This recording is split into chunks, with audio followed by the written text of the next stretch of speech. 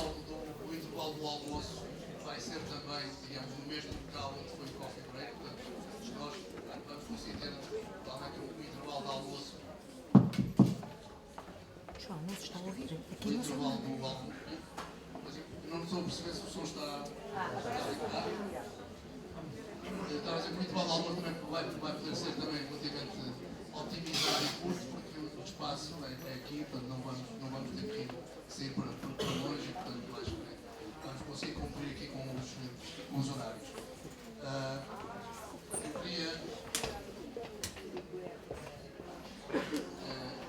Eu queria apresentar tal como nos outros fóruns, nós temos tido mais sempre este formato, temos um orador convidado, e no fórum deste ano temos o prazer e o privilégio de ter o Jonathan Capri como nosso keynote speaker desta manhã. Provavelmente muitos de vocês já o conhecerão, já terão visto o currículo dele no site do fórum. Ele é o diretor da ciberinfraestrutura do Modern Instituto para a investigação em ciências sociais da Universidade de Carolina do Norte em Chapel Hill. Também dirige o Global Dataverse Community Consortium e é o presidente da Federação Internacional de Dados e a IFDO, e também dirige o grupo que apoia a utilização do Dataverse para a publicação de dados e para workflows de investigação. O Jonathan Capri tem uma experiência muito interessante, combina formação em várias áreas, digamos, em áreas diferentes, desde a engenharia às ciências, digamos, a experiência também nas ciências médicas e em biblioteconomia e ciência da informação, e portanto traz aqui uma perspectiva muito interessante e muito compreensiva sobre esta questão da problemática da gestão dos dados de investigação. E sobretudo, também queria sublinhar o contributo que tem dado exatamente para a criação e para o desenvolvimento da comunidade em torno do Dataverse, que é um dos softwares que se tem vindo a afirmar nesta área. Eu vou mudar agora para o inglês, so I'm switching to English now. Already present you briefly, Jonathan. It is really a pleasure and a privilege to have you with us today. I summarize the contributions that you have made, especially on the creation and development of the Dataverse community and all your experience during the 2 decades working on this. So without further ado and with our really gratitude for your availability to be here today, I give you the floor. Jonathan, please. I think you prefer to use also that.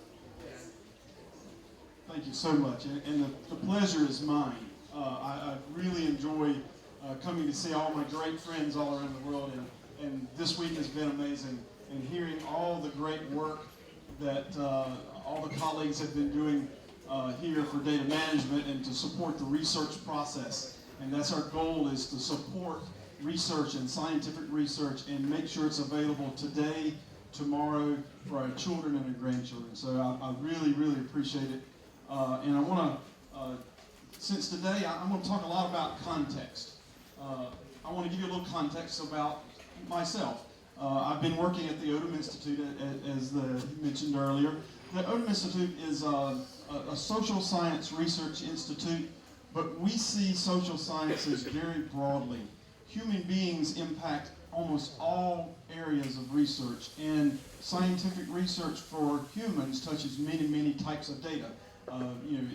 From health data all the way to political and social data. So there's lots of components of social science, and we like to integrate that into the research process anywhere we can. So my perspective comes from the work I've been doing in this social science research community, but we see that very broadly. So we have even genomics data that we work with colleagues in that. So very broad data, from health data to public planning data to even infrastructure data.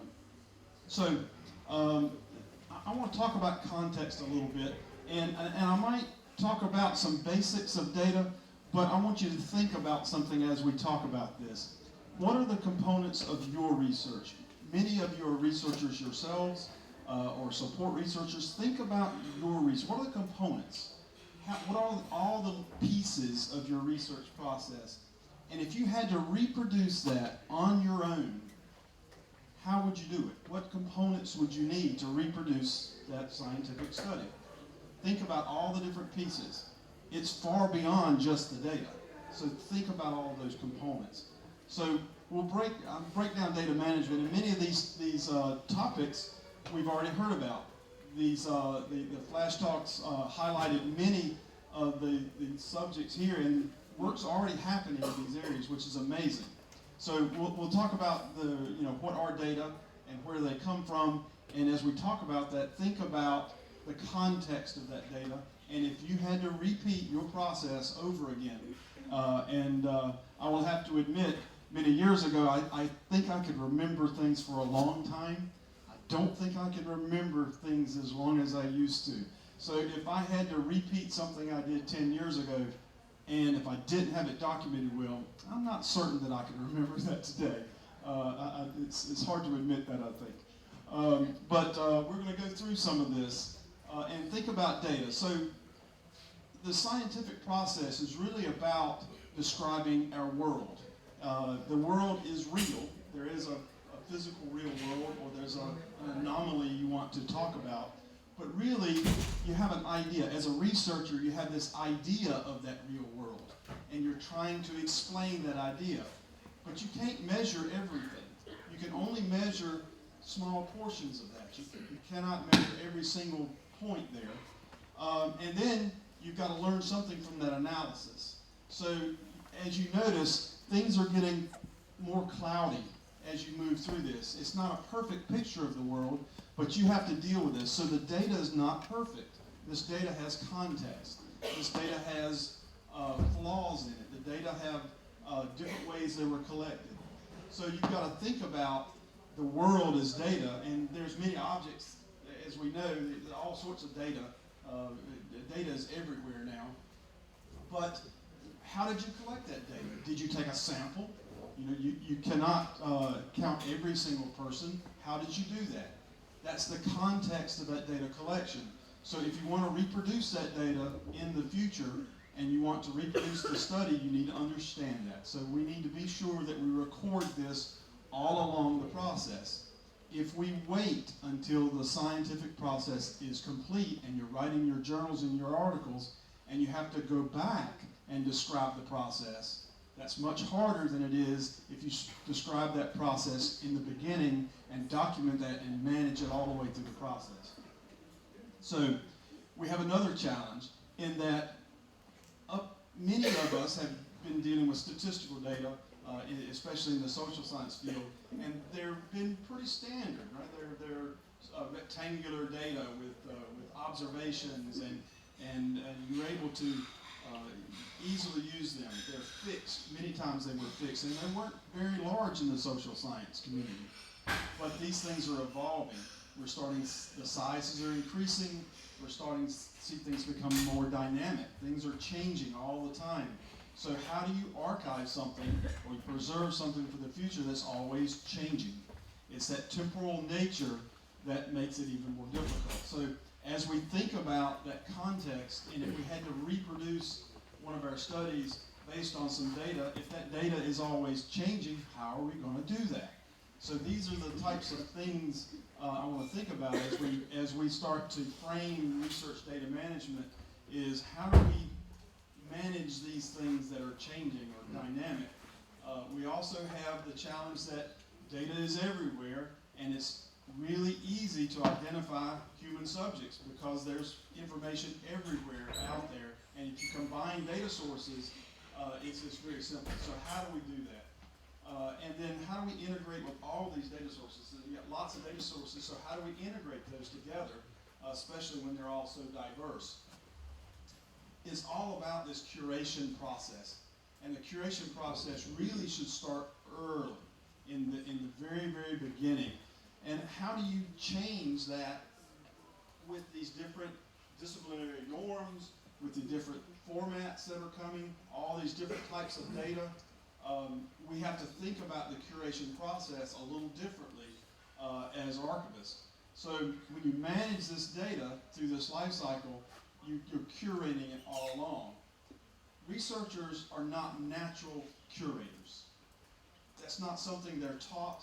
That's not something they're natural at. So we need to come up with tools and techniques to help researchers curate that data through the process. Technology can help, but there's always people involved. And we need to have policies and support systems for those people. So that's the reason for data management. We need to plan early and help our research community manage this data for themselves as well as for others. I always say that if you can plan your data and your project well in the beginning, it's easier for yourself to do the work. It's nice in the future for other people, but think about yourself first. Make your project as easy as possible by managing the data, describing that data, analyzing that data, have all the processes planned out, and then you have a really tight scientific process that you can repeat. If you can do that, then others can too. So think about that in the beginning, and all of the things like how you control access, how you de-identify or provide access to data that have sensitive information in it. How do you do that? Think about that in the beginning. If you're, for example, if you're designing a survey and you're going to ask questions that have sensitive topics, then you know you're going to have a challenge later in sharing that data. You should flag and mark that in the beginning because you know it's there. If you wait to the end, someone else is going to have to go through all of that information and search for that sensitive information. So if you do it early, it's a lot easier. So, you know, I'm probably talking to people who already do many of this and explaining why we should do data management, but we should think about the interpretation of that data and reuse of that data when we're doing that. And we should think not only about our research project and the next research project, but 100 years from now, 50 years from now, 40 years from now, how could you repeat these studies? In many cases, the data that we use are longitudinal data. The most important thing about the data is that it's sustainable through time. And often we found in research centers that have people have funded projects to go to a certain area. For example, in the Galapagos, there's a research center in the Galapagos. One of the challenges they have there is they have funded efforts coming to collect data in the Galapagos. They collect data, they go back, they write an article, and they present their findings. And then 5 years later, 6 years later, another group goes back, gets more funding, goes back and collects more data. But guess what they had to do? They had to recreate a lot of the data that was collected before. And it costs money to recollect that data. If they would save that data through time and share it between the research groups, then they would save that money. The challenge is they're in two different disciplines. So their ontologies are different. Their control vocabularies are different. Although it's the exact same data, they just talk about it differently. So if we could figure out a way to manage that as a community and share data across these disciplines, it really would help. And the way to do that is actually to think about it as the life cycle of that data, starting the beginning. Don't wait to the end, think early.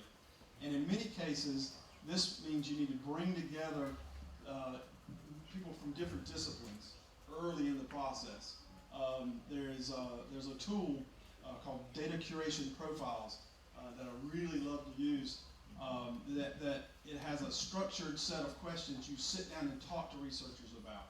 And those researchers can talk about their data. They love talking about their data and their research. You talk to them, you gather information, and you collect that data about the data. And then you go to the next set of researchers, and they may be in a different discipline. And you can see the overlap, and you can see where they have the similar languages or where they have different languages, and you can work with them to describe that data better. So that's early in the project, but remember that it always comes back full circle in that after the research is complete, the data will get archived and someone else will more than likely use that data again. And then you have another group of people using it. So this whole concept of a life of the data is really important.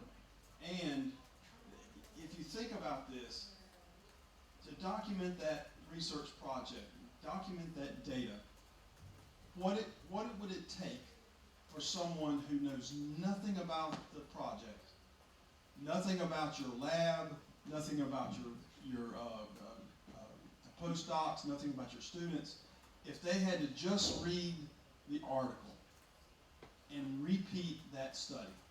How hard would that be? What kind of information would it take to redo that study? So, in the beginning, that sounds very simple, right? It's nothing new. You're not changing a new scientific procedure. You're just following the recipe, right? It sounds simple. That is so hard. I was in a statistics class. Dr. Tom Carsey at UNC Chapel Hill was one of my favorite professors, and his final project for our statistics class was very simple. And when I read it, I said, "Oh, this is going to be easy, right?"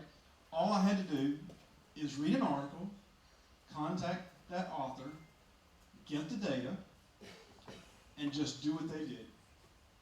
And repeat exactly what they did. Nothing creative, nothing hard. You just do exactly what they did, and you pass the class, right? Sounds easy. Over 90% of the students could not reproduce it. It's very, very hard. There's always a small problem, either getting the data sometimes, or the data wasn't described well, or there was a wrong variable. In my case, the researcher used Excel to do some of their statistics. Excel does lots of things wonderfully. Excel does not handle missing values very well. Yeah, right? I see a lot of researchers shaking their head. So that missing values, in my situation, the researcher did not realize they had some missing values. And it changed their p-values a bit. It didn't change the study, it didn't change the results of the study, but I couldn't reproduce it. And I spoke with the author and explained what happened, and they were very happy to know that that was a challenge. It was just a mistake. But I wasn't able to repeat it exactly. So, in my case, it was pretty simple. But think about it in these more longer research workflows and lab workflows when you involve machinery or instruments. And many instruments have supplies. There is a group that does flow cytometry at UNC, and they saturate the cells with a fluid, and then they use lasers to run through the fluid to come up with their imagery, which creates the data. That fluid itself, the changing of that fluid, and how you change that fluid, the brands of that fluid, all of that stuff are part of that research process, and they affect the data in the end. So just having the data is useless if you don't understand how they used in that lab all those materials. So in order to document the data appropriately, you really have to document the science appropriately. It's more than just the data. Data is, in a world, it lives in this context. And I think that is the part where we're used to doing very finite things. I have an object, I want to preserve it forever. But we have metadata around the objects. We're really good with the metadata. But the concept that we're missing is that it's the scientific research process, and that research data lives in this world. And if we're going to manage research data, we need to manage the whole world. And that means really tight communication with our researchers, helping researchers understand what we do, and listening and hearing. Listening and hearing are very close words in English, but they don't mean the same thing. So you have to listen and you have to hear. So what are the components? And here, some of this is pretty simple. A code book. Explain all the variables. Explain the data. That's very simple. Having a README file, a document that just says what you did, exactly the process. It really helps to document that data. But don't forget the code itself. And that is something many groups don't do. They save the data, but really the code against the data is the connection between the data and the science. So combining that and linking that and explaining that the code relates to the data and that how you use that code is real important. And documenting code is critical. So that code book has things like variable names and labels and ranges of values, things that are, it talks about the missing values and stuff. That actual README needs to have things like the collection method. How did you collect it? How did you do that sample when you started selecting the number of people? Or how did you set up those machines that read that data? How did you do that? What company? Did the machine have some automated metadata that you used that automated metadata that came out of that machine? And what format was that automated metadata? And did you change that format? Those kinds of things that need to go into that README. And did you modify stuff, things along the way? Every little step that you did, you need to put in that README. The code itself, it's really important that we document our code. The challenge here is that many researchers are using tools like R or Python, and they're using it to do their research. They weren't trained as computer scientists. They learned this as part of their research methodologies, but they're not trained computer scientists. Computer scientists learn early on that some of the documentation of your code is your pass-fail. It's not necessary that your code is perfect, but you better document everything or you're not going to get a good grade in your computer science class, right? Researchers have not got that into their process. So when we look at some code that's written by researchers, it does fabulous things. But if you don't understand it, it's very hard because there's not much documentation in that code. So what we're having to do is help researchers know what to put in there to document so they can reproduce. In many cases, code calls other code. It pulls subroutines. It pulls modules from elsewhere. We need to understand what that code is doing and where it's going to get the next piece of code and be able to make that process transparent. And I'll talk about transparency a little bit later. Data security is critical. Data security is something we've talked about this week, a couple times this week, because when you're planning for a repository, you really should think about how you're going to secure that data. In our world where there's human subjects, it is first and foremost, we must protect our human subjects. But you have these direct identifiers, names, birthdays, credit card numbers that you can directly identify, but there's also indirect. The names are pretty simple. I mean, the direct ones are pretty simple. Phone numbers, addresses, it's pretty easy to do that. But there are lots of these indirect identifiers, things like race or income or what kind of job you have. If someone were to talk about the person from North Carolina speaking in Portugal today, there's probably not too many people from North Carolina speaking in Portugal today. So it would be easy to identify that it's probably John. So this is actually a sample of some U.S. rules, the HIPAA rules for privacy in the U.S. But what I do want to mention is this last one. And this is the gotcha. And almost every one of these security policies have one of these tacked on at the end. In the U.S. it says any other number, characteristic, or code that can be used by the researcher to identify the individual. Basically, it says anything. So you're really in trouble here. If you de-identify and take out all this other stuff, but you leave that, you're still in trouble. So it's basically anything. So the responsibility is on researchers and data curators and archivists to manage this appropriately. How do we do that? When there's a huge challenge in that there's data everywhere. It's easy to figure out who people are these days. If you just have this project, LaTanya Sweeney does this project, it's a really neat thing. You can go on their website and do it. If you have in the U.S., if you're a U.S. citizen and you have your birthday, your gender, and your zip code, 87% of people can be identified uniquely just with those three pieces of data. And those pieces of data are easily found on public sources, all of that stuff. We've been recently doing some work for some traffic safety, highway safety. And it's amazing the amount of information that's in the U.S. that's public. Things like the VIN number of your car. The public records, you can look up that with that VIN number on your car, and you can get all sorts of information out of those records. And big companies know how to do that. They have the money to go and find that. So it's easy to identify people. So we got to come up with better ways to do that. What you got to think about the threat model. The reason you protect the security is because there's threats in the world. So what are you protecting against? If you're going to protect something, you got to know what you're protecting against. So there's a couple different cases. Some of them are just unintentional human error. That happens.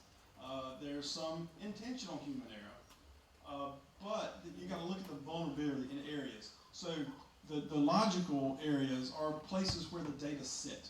Think about where they actually sit. But then you also got to think about where they move. So it's not, data is always in motion these days. So in transit, that data is at risk. So that's a risk. So you think about in transit how you handle that. You have all sorts of physical risk, not to mention the physical movement of data these days. Is many people don't even have a clue about how data moves in the cloud. People always talk about the cloud, right? Well, it's everywhere. For example, at UNC, we have a contract with Microsoft. And one of the areas that they tell all the staff members that we can use is Microsoft's OneDrive. Well, they've approved OneDrive for sensitive information at University of North Carolina. They got a contract, they protect the data. You can put sensitive information there. They talk about it over and over again all around the university. OneDrive is approved for sensitive data. I've heard it 100 times. But how does OneDrive work? It works just like Dropbox. Basically, you're putting it on your local machine, and then it copies up to the cloud. It's safe in the cloud, but it's not safe on your machine. If you're not encrypted it on your machine's not approved, then the data's still not safe.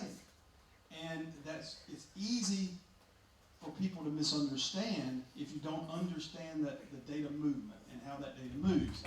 That copy local is not protected. The copy in the cloud is protected. So I spent a lot of time trying to explain to researchers that, yeah, it is, but the only way you can do it is to use HTTPS and you copy it up there with a secure protocol and it's never located on your machine. There's lots of components there. So we got to think about where are these areas of vulnerability when we're trying to protect our data. The easiest way I have found to explain it is think about the entire research life cycle. Think about early on, when you start thinking about designing your study. In our case, often it's surveys. So we design those surveys, the questionnaires, we start thinking about the population we're going to survey, where they live, who they are. You look at all the local laws. It depends on which country you're in, which, in our case, which state you're in, which county you're in. There's local laws involved. So you need to think about mitigating the risk at the beginning of your research process. Don't wait until you're toward the end. We've had researchers that collect data that are sensitive, and then all the way up to the point of the time when they want to store the data in the archive, then they say, I've got this sensitive data, and I need to store it somewhere, but I didn't put any budget in my project for this. Where do I get the money to do this? And sensitive data is expensive to store. You have to encrypt it, you have to manage it differently than others. It happens quite often. So if you can reduce the sensitivity of it, plan for that, try to lower that sensitive level. Think about splitting your data. Have some data that are stored in a sensitive environment, other data that are public, keep them separate. But then you got to think through this as you move forward and you start building and encrypting that data in transit. All those things I was talking about, follow the data security practice. Go talk to someone in your security groups. Almost every group has someone that is tasked with this. Go talk to them. One of the things that has been great this week is conversations. I think that's the most important thing, is to try to meet with every group at your university and talk about all the different challenges each group has, and if you can openly talk about it, then you can openly solve the problems. But it's that communication that is the first component. So when you're using that data and you're doing your analysis, oftentimes it's on a laptop in a hotel room, as I will be doing this weekend, or it's on a student's laptop. It's moving around. So think about there are different threats at that point of the life cycle. You should think about those and implement strategies. Encryption for those, multi-factor authentication require that in many cases. Types of data require that. Before you put that data into the repository, work with the research team early, not late, because a lot of times research teams are driven. Let's face it, they're driven by the students. The students are doing the work, right? All those postdocs and students are there. They're the ones crunching through the numbers. They're doing all this work, and many times they graduate and move on, especially in big projects. That their dissertation or their master's thesis will go in one segment of the data, and they'll do that data and they'll move on, and they won't even be in your research team. It's much, much harder to recreate some of that if they've moved on. So think about this before your research analysis, before you finish using that data. Think about gathering all that information. And then when you go to deposit that data in an archive, you got to think about that repository. Is it a trusted repository? Is this one that your discipline trusts for that? Is it does it follow best practices? What are you going to do with the data that you do want to dispose of? If you have some data that's not useful to your project and you don't feel it's useful to other projects and it has sensitive information in it, it may be the right thing not to save it. There also may be some data that is easier to recollect than it is to save. Methodologies these days are getting faster and quicker, and we have to do an appraisal. Think about when you get ready to put it in the archive, you can't save everything. Think about saving the most important things, and then you have to come up with an agreement. You have to think about through this, have a set of policies that decide what should be saved and how we should document what needs to be saved. So there are a couple approaches to giving people access to sensitive data. If we put that in the archive, we need to find a way for people to access it. So one of the ways that you can do it is use synthetic data. And we have some colleagues at Duke University, just down the street from UNC, that are doing some really good work in using synthetic data and generating sample data that is not exactly like the original data, but has all the qualities that allow that research to happen on that synthetic data. There are some challenges with synthetic data, because when you generate that synthetic data, it must also have those properties that work for that methodology you're going to use. So you have to think about your methodology when you're creating your synthetic data.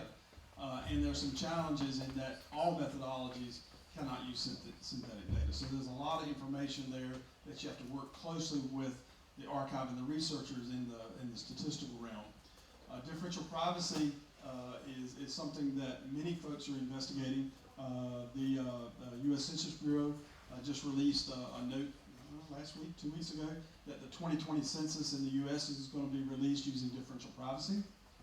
It's a really complex statistical calculation that clouds that data some, that prevents people from figuring out identities. It has some challenges as well. There is a budget, there's what they call a privacy budget built into that, and you have to manage that privacy budget well. You also can have things like secure multi-party computation. You can have data that sits encrypted inside the archive, and it's combined with other data, and a third party does the analysis, and you never actually see the data. You just see the results from the analysis. We've got several groups working on that. And then you can also have some rule-based data sharing tools. iRods is one that we've used. iRods is a middleware that sits between the data and the storage, and you can apply security rules at different levels and allow different groups to access that data. And we're leveraging that in some projects that I'll talk about a little bit later. So all over the world, actually, many people are talking about fair data. Fair data is the thing. And I will have to admit, the first time that I heard someone talk about fair data, it just hit me really strange. I said, wait a minute, everybody's talking about this. It's findable, accessible, interoperable, and reusable. I've been doing this for 20 years. And now they got a real cool word for it, and everybody loves it, right? So instead of thinking bad things, I was thinking, wow, this is really good, because it really brings to light what myself and many of my colleagues all around the world have been doing for many, many years. We've been preserving and describing and managing research data for many years, and we have been making it findable, accessible, interoperable, and reusable, which is really good. But what I would say is there's another component of that. FAIR is about that object, that digital object, and that digital object clearly needs to be fair, and it's really, really important. But what you really need is a repository to put that. That object needs a home, and that home needs to be in a reliable, long-term access place where it's going to be around many, many years. You've done all that work to make the data fair. You also need to make sure it's sustainable and it's fair for a long period of time. So I would say that that it needs to be trusted. And myself and some colleagues have been talking about this. And since everybody loves a good acronym, we figured we needed another one, right? So we thought about trust, right? Trust, and how we could take trust and explain the principles behind a trusted repository, because we believe fair data needs a trusted repository. So I started off thinking about it, and some of my colleagues, we talked about the letters here, and T, I think, is the most important one, which is transparency. Be sure that your research process, your repository processes, everything is transparent. We can see it. The first part of open is being transparent. You need to be sure you're transparent. Transparent is critically important in trustworthiness. You have to, in order to trust someone, you need to be open and honest with them, and that is what the transparency is. You also need to take responsibility. I am going to preserve this data for a long period of time. My organization is going to care for this data. We're going to work with the community, with the research community, that we're going to do this. And we are responsible. I've made a commitment. It's a public commitment. I have a policy on our website. It's part of my mission statement that I am going to help preserve the data. So you have the R, responsibility. Right in the middle, at the heart of all of our work, are users. Users are the most important. Researchers and users are our most important asset. And I think they deserve to be in the middle here. The user community, if you start to audit repositories, you'll hear this called the designated community.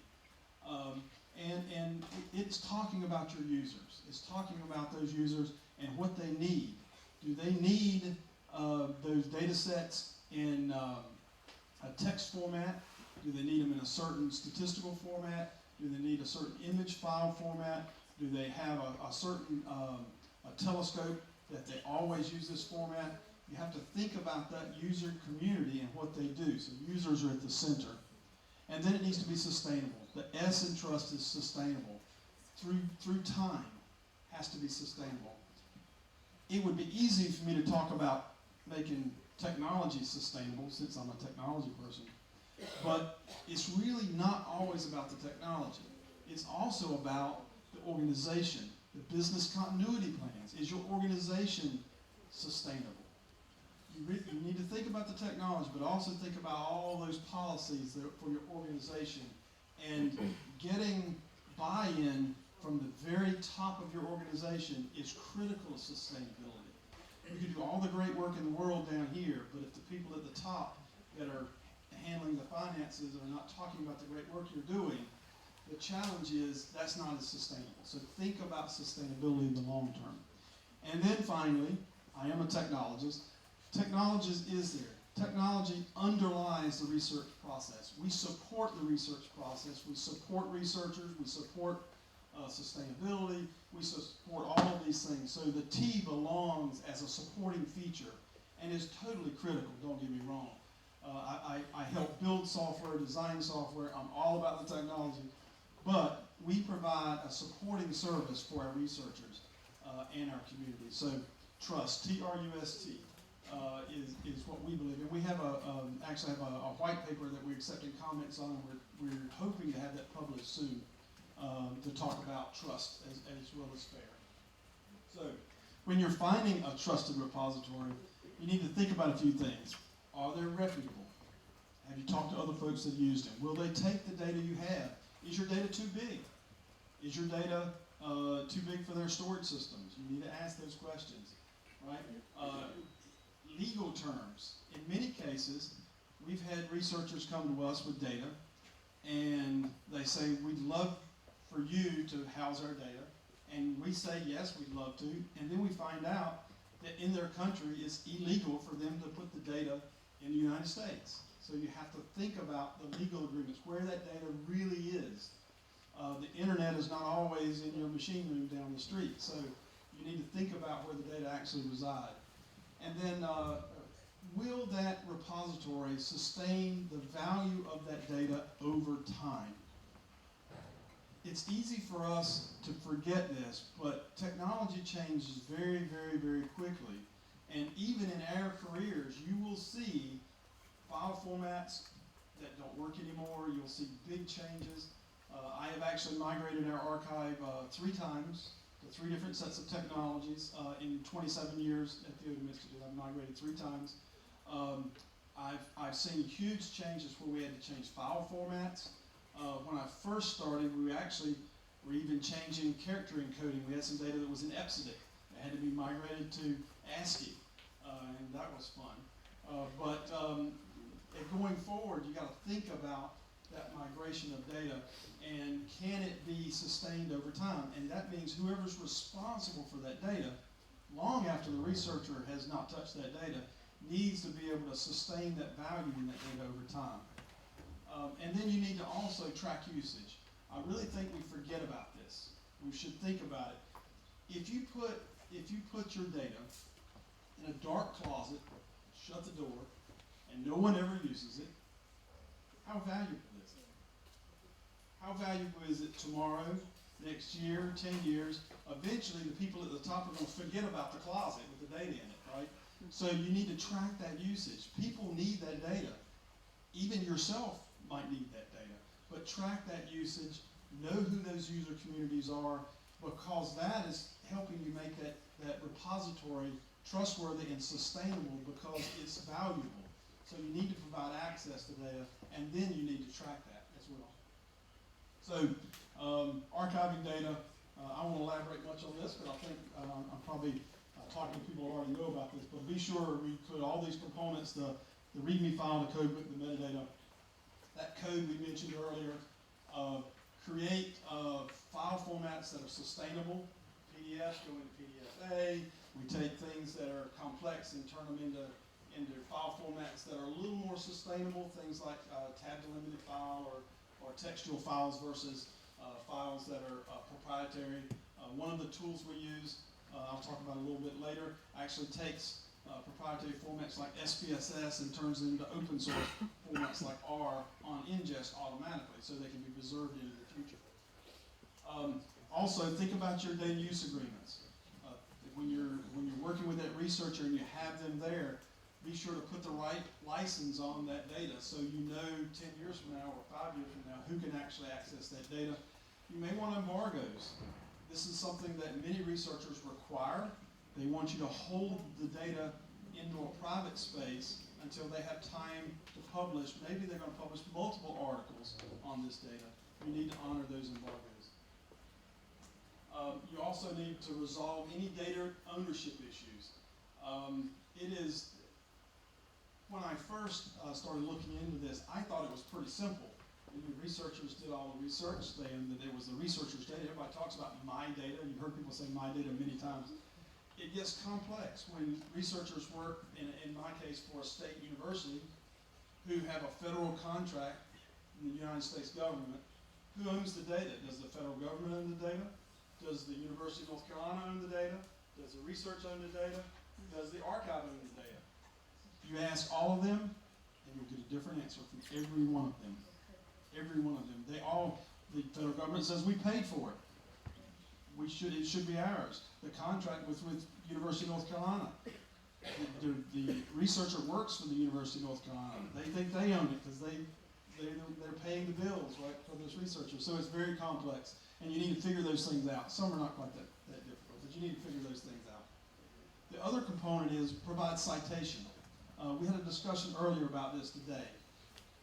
I think that one of the challenges we have is that we're not giving our researchers credit for this data. They work hard. There's lots of work that goes on generating the data, research process, managing the equipment, managing the databases. Lots and lots and lots of work, maybe more work than it was to write the article, right? To do that. So we should give them credit for that. And that is where citation comes in. Because if we're ever going to give people academic credit for the data, we must support the citations. And the way you support citations is you come up with an actual citation set of principles. And Course 11 has done that. They did that very well. So what we've done is we tried to use these Course 11 citation principles and put them into the software, build them into the system automatically. So we provide those citations and interact with the different citations. And do things like, be sure you put visual object identifiers, be sure you do calculations for your data, be sure you put all the different components. There's one component here that I will mention that's a little bit unique that we use at Dataverse. It's called the unique numeric fingerprint, this UNF number here, this hash number. And this goes to, the reason I bring it up, it's because I think you should think about data, and you should think about how to cite the data. And it's not a publication, it's a piece of data. In this case, for example, remember I mentioned that we create these other formats. We take that SAS file or SPSS file and turn it into an R file or a tab delimited file. Well, in my file system, I have a copy of it in an R format, I have a copy of it in an SPSS format, and I have a copy of it in a text format. They're identical. There's the same data. The research, they didn't change. There's no different. But if I were to run a checksum on each of those, they're all different. The computer thinks they're all different images. They think exactly because they're not identical. So we had to come up with a way to do that, and Michael Altman and the folks at Harvard came up with this unique numeric fingerprint, which takes statistics. It only works for the statistical data. It takes that matrix of numbers within that data set and calculates the statistic. That doesn't change. Format might change, but that statistic doesn't change. And then they encrypt that data. And then that is the same for all of them. So the citation will stay the same whether the person uses R or SPSS or tab delimited. And there's some slight differences that can occur with some types of data. But the reason I bring it up is when you design technology to help support data, it should think about the data and think about preserving that data. And that's a little different than a repository that's just taking preprints or PDFs or image files. So data citation is really important, and I saw a couple of references earlier. We work with DataCite, and there's a Make Data Counts initiative that we're working with to build those tools to actually harvest this information. And then we also have a challenge with this data sharing problem, right? The data sharing problem is that researchers want that credit for that data. We just mentioned about the credit for the citations, but also we need data management plans, all the things we talked about in the lightning talks. Odom uses something called the Dataverse to do that. And we try to also give branding and visibility to the research, as well as to do the archival process. Dataverse is used all over the world, quite literally, and it is getting larger and larger. Actually, this slide's a little bit old. I think there's over 40 some installations now. The Dataverse project is one that I've been working with our colleagues at Harvard now for, I think about 15 years. We've been working on this process, and we've gone through many different iterations of it, and I've enjoyed working with this community. And I use the word community, but in reality, I think it's a family. I say this quite often. We're a family of people who really get along and work good together and try to solve problems. So I think that having a good community, one challenge in the open source world is having a community to support each other. And I think we have a pretty good family of doing that. For those of you who don't know much about Dataverse, it is an open source tool. You can find it on GitHub, you can download it, you can log into a Dataverse installation at either Harvard or UNC and test it and upload some data if you'd like. But you can manage that data locally, you can download it locally. It handles file formats, it's made for data, data's in the name. It was planned from the very beginning to manage data. One thing that I think is critically important is that you can brand it. You can put your research projects, we actually have widgets and tools that you can put on your website that refer back to the data so people can have their data on their website, but the data stays in the archive where it's protected. That's really nice. You can build external tools. It has an API that you can build your own external tools. If you don't like the ingest process, you can build your own ingest process. And we have tools that we can push data in, pull data out, and do analysis. It's expanded. It's way beyond social science now. There's many different disciplinary blocks. It uses something called OAI PMH to share the metadata.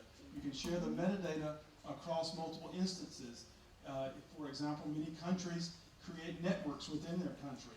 Universities, the Texas Digital Libraries, for example, created a network within Texas for those. ODM uses this, and we're a full-featured research center, so we do everything from data collection all the way to data archiving, and we use this tool during our research process. So I want to talk just quickly about how we use it. And if you'll notice, Dataverse is just one little piece, this outline here. That's where Dataverse, that's where the technology is, right? The people are everywhere, right? It's all about the people. We have a great archive staff that manages this curation process. And at ODM, we actually have a 3-tiered level of service. We provide this technology for free. Anyone in the world can actually use it. You can upload it, tools and data to it. If you don't have a place to put your data, you're welcome to try and use Dataverse. And that's a researcher-led initiative. It's self-service, and we don't do a lot of curation for that. And that's not part of our trusted repository, yet we do a lot of the features of a trusted repository. You get a lot of stuff for free. But we also have a guided service where we take an archivist and go talk to your research team. We train your people on how to manage the data. You still do all the work. You clean the data, you upload the data, but we help along the way. So we have this tiered service. And then the highest level is this fully a lifecycle service where we embed an archivist into your research team and we do the data management for you. We do all the way through your research process, and at the end we manage all the data sharing. We have a verification service where we actually work with a couple of journals where we do more than just deposit the code and the data. We take the code and run it against the data. We have statisticians that actually go through after that article is accepted. It's really a conditional accept from the journal, and then we actually have statisticians that take the code and the data and they run it. They verify that all the charts and figures that are in that article match the actual code, and there was no fake data here because we can see exactly what went on. And then we inform the editors that yes, it did reproduce. We give it a badge of reproducibility, and then it's now open materials and open data, and it's published. This is an expensive process, and we have a lot of manual labor there, but we have a proposal and actually a grant from the Sloan Foundation to build some tools that'll help this. There are technologies that can support this process where the author can use a cloud environment that puts these things in a Dockerized container and allows you to use Jupyter notebooks and workflows to manage that data, and then you can run the code against the data, and then when it's exactly right, rather than just deposit the individual code and data files, you can deposit these Docker files that have the whole environment encapsulated, and then it's reproducible. And this will be much cheaper because the researcher can find the areas much quicker than we can have a statistician who hasn't been familiar with the research projects. So one last project I'll talk real quickly. We mentioned about sensitive data, and you need to provide access. If you're going to save that sensitive data, it doesn't need to be dark in the closet. That's a challenge, providing access to sensitive data, because there are many policies, and it's not policies just at the data level. There's policies at the university level. There's policies that go on computer systems. There's training that researchers must have to access data. All sorts of different data use agreements that are out there, and managing that paperwork is extremely hard. And that's a human process now, managing that paperwork. We're developing a tool where the data stay in the enclave, and we have a trusted remote storage agent that actually just pushes this metadata into Dataverse. It uses a JSON packet to push all that rich metadata into the Dataverse, but the data stay in the archive behind the firewall where it's trusted. And then we have a notary service that actually coordinates with the researcher, coordinates with your institutional review boards or government agencies to make sure these researchers actually have access to the data.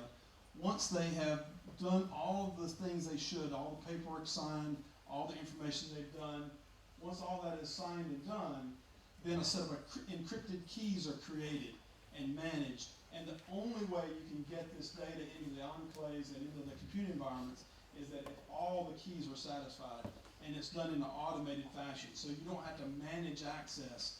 You basically manage these keys in this secure environment.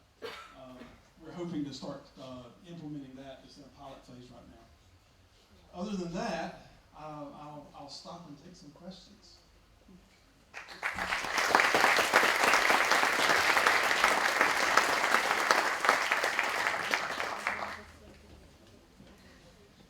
Thank you very much, Jonathan, for your wonderful presentation. I think we have time for some questions, and I'm sure there will be a lot of questions. Some can be asked now, and others at the next time. Please.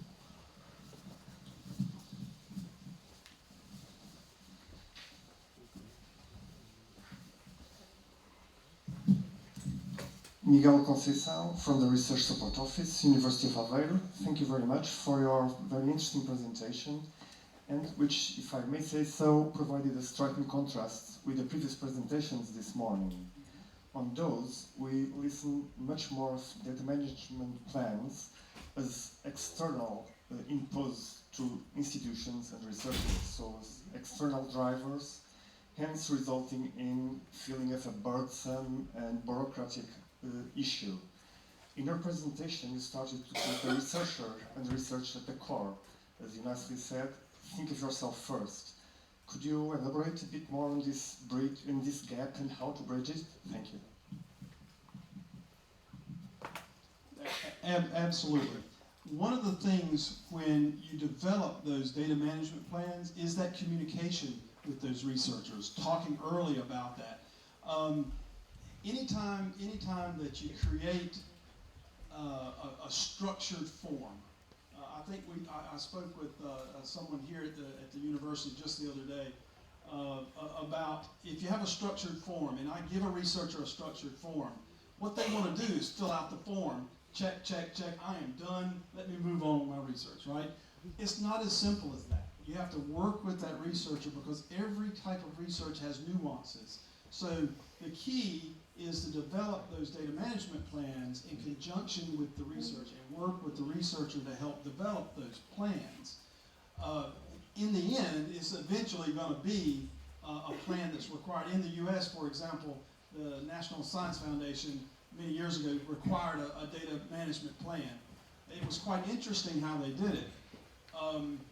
They required a 2-page plan, and they gave you a list of things to put in there. but they didn't judge them very harshly. It seemed that it was just put whatever you want down and then it was okay. But what they were really doing is collecting data, right? They saved them all. And in the beginning, we were saying there's not a lot of meat to those things. They're not automated, as we heard about earlier. About 8 or 9 years ago, I actually put in a proposal to automate some of that and make it machine readable, exactly what we heard about this morning, which is great. The National Science Foundation said, no, we don't want to fund that yet. And the reason, I feel, is they were collecting data. And there's a couple groups that were collecting all of those data management plans. And then we started to see a transition.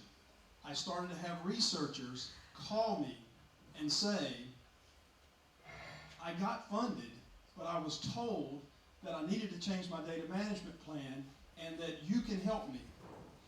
So they would call me and say, I'll get funded if you tell me how much you will charge me to help me with my data. That's a different problem now. So I have researchers coming to me that need us to help. So we're starting to see a transition is where the review boards are looking at these data management plans and they have seen through the years how good research is done. And now we're moving towards where researchers are needing the help. So I think the way to do this is to work with researchers even in the beginning to find out what they need and how we can make your research easier, better, faster, more reproducible. And then we put that into these data management plans. And of course, for the metrics, we can automate those. We need to automate those to make them. But I do think you're right. I think we should work with our researchers because we are supporting you. That's why we're here. Yeah. Two other questions there, and then I think we need to move on to the next session.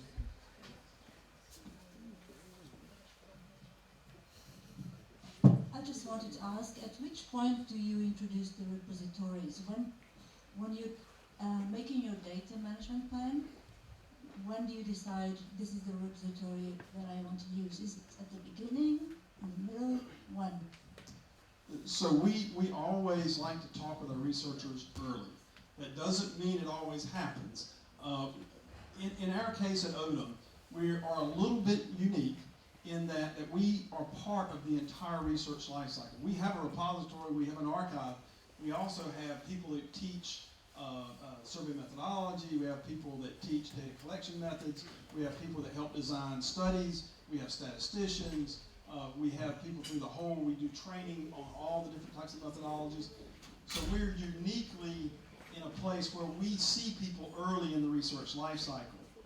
And this is the perspective that I come from, in that we have seen that if we get involvement early and we choose that repository early, it's much cheaper, it's easier, researchers are not stressed out, it's an easy thing, we solve all their problems for them. So choosing it early is much, much better. But you need to communicate with the researcher because often the funder has a requirement that it needs to be in a certain repository or a certain area. In many cases, we've actually put it in multiple repositories before. Yeah, the same data in multiple repositories because sometimes requirements require you to do that. Especially, for example, in the US genomics data, dbGaP, you have to put your sequence data there, it's required.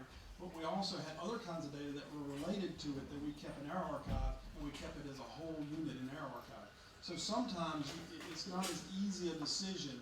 There's a thing in the US called R3 data that lists all the repositories in the US for all the different kinds of data. I'm not certain if there's one for Portugal, but if you had a place to find all those repositories early, researchers would have that group. But I do think early is better if you can. But will the repository tell you in which format you should have your data? Absolutely. That's part of the very first thing we talk about is when we sit down in that data curation profile and talk to researchers, we ask the questions on what format data you're going to have, what tools you're going to use, how are you going to analyze that data. All of those questions are important, and then we can guide them and to make it easy in the end. That's the whole idea, is that if we talk to them early, they won't put it in a format that we can't use in the end. So if we collaborate early, and let me be clear, I'm not telling the researcher how to do their research. we're collaborating with the researcher to make sure that they know all the possibilities to make it more reproducible in the future. Because often they just don't know. It's just that it's not that they don't want to, they just don't know about it. Hello, João Castro, University of Porto. I noticed the use of DDI as a metadata standard for Yes. Dataverse.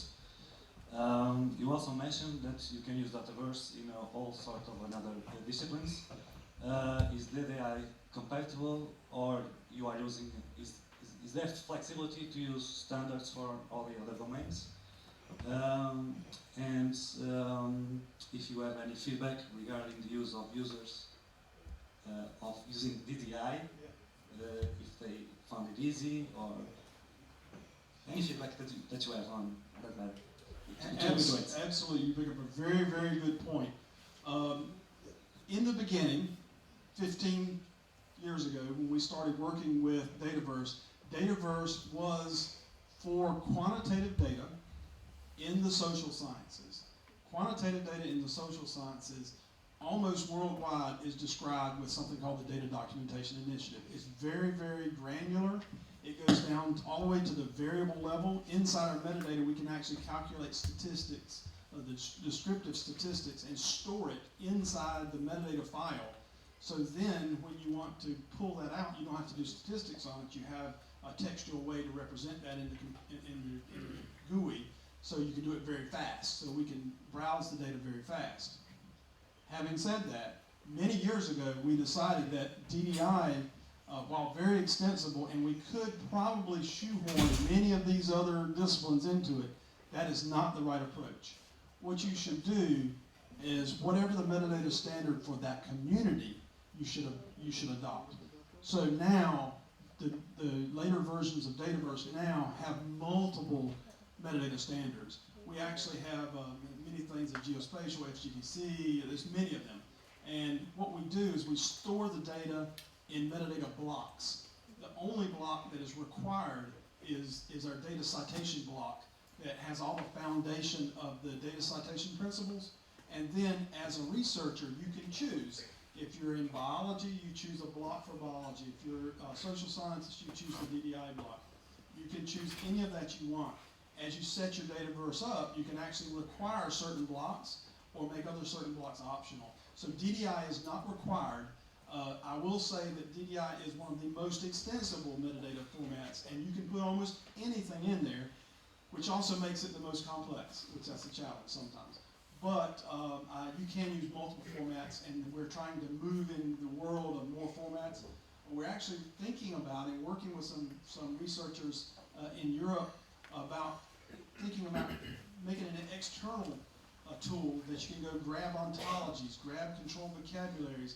Maybe your community has a server that provides all those metadata options for you, and we can pull that from the cloud using an API, and that way we don't have to try to build every single one within the tool, and we let communities develop their own ontologies and their own controlled vocabularies, and we can leverage that. I think that's where you're going to see the world go, rather than trying to make everything fit inside the box. Thank you very much. I will refrain myself to ask you a question, but I will ask you at the lunchtime. It's a more kind of a political question, because I think your trust, the trust repository, I think there's a very interesting concept of, and I completely agree with you that fair data need trusted repositories. But my question for the lunchtime is how that will be, especially the S of sustainability, is compatible, or there is a tension between trusted repositories and the tendency, especially in the United States and even here in Europe, from some universities to differentiate research data services and research data infrastructure to commercial third parties, if that is not a risk for the trust of repositories. But anyway, thank you very much again for your presentation. Another round of applause, please, to John.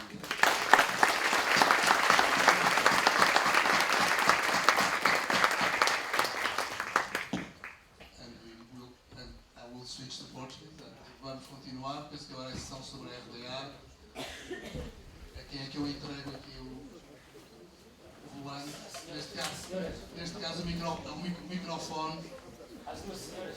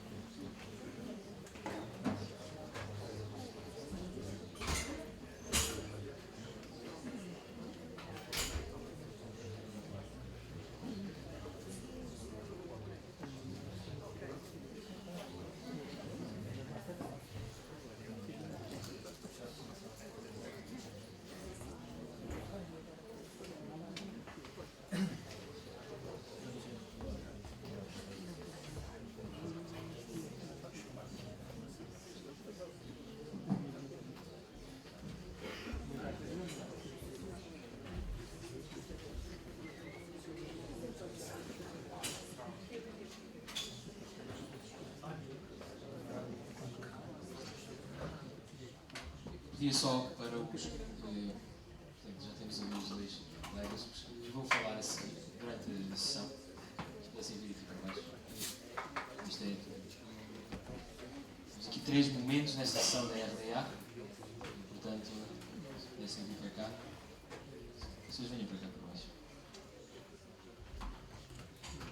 Para aqui para facilitar depois. Depois vocês vão se sentar aqui. Só aqui a fazer o update dos slides.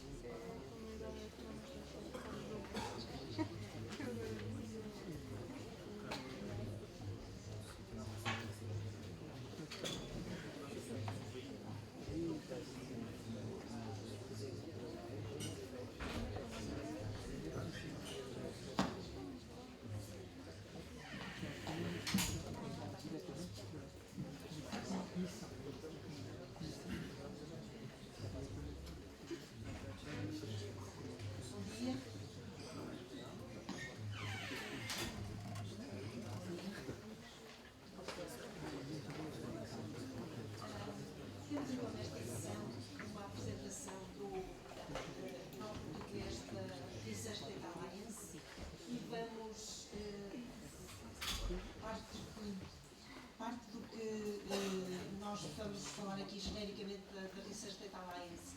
Já foi também introduzido no fórum anterior, mas há muitos desenvolvimentos e gostaríamos de dar, no fundo, conta e pedir colaborações, que é a parte mais importante deste trabalho. Portanto, a Research Data Alliance é uma organização internacional. Começou com os Estados Unidos, Austrália e Europa, tem sido na Europa suportada por projetos.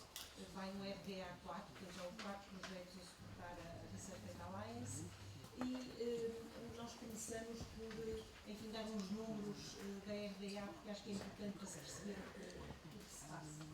Estamos vendo que há mais de 8 mil membros individuais, a inscrição é gratuita, eu espero que toda a gente aqui se inscreva na Research Data Alliance. Há uns statements de visão, de missão da RDA, podem consultar no site. Vamos dar uma ideia do que se está a fazer na RDA Europa. E o RDA 4, o projeto RDA 4, tem como missão como construir uma rede de nós europeus da Research Data Alliance. Podem ver ali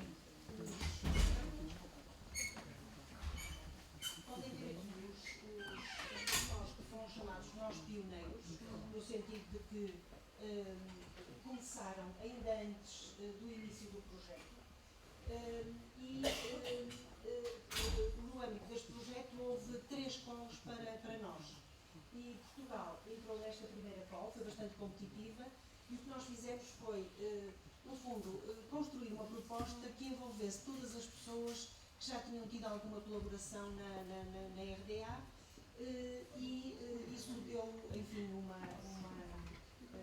as outras calls, mais 6 na segunda call e mais 3 na terceira call, o que compôs este, enfim, mapa bastante preenchido europeu.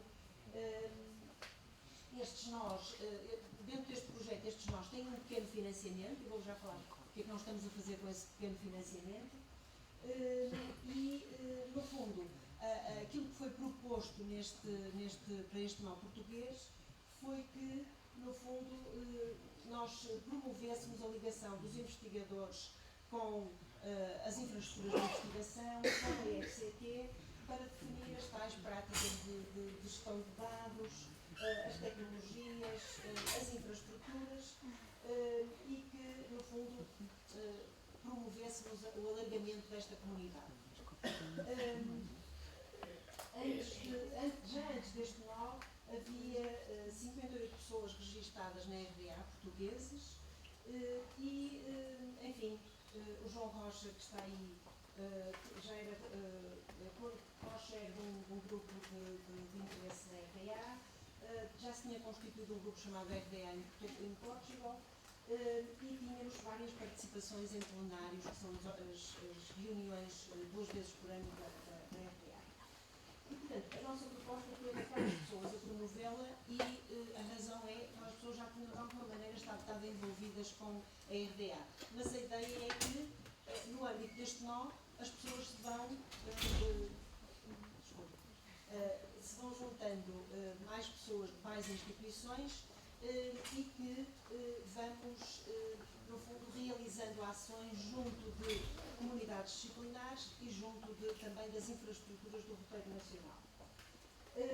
Fizemos uma coisa chamada, uma pequena análise das nossas forças e fraquezas, oportunidades, etc. E, portanto, enfim, uma das forças do nó português está aqui nesta sala, não é? Muita gente interessada nesta área, mas, por outro lado, do ponto de vista de...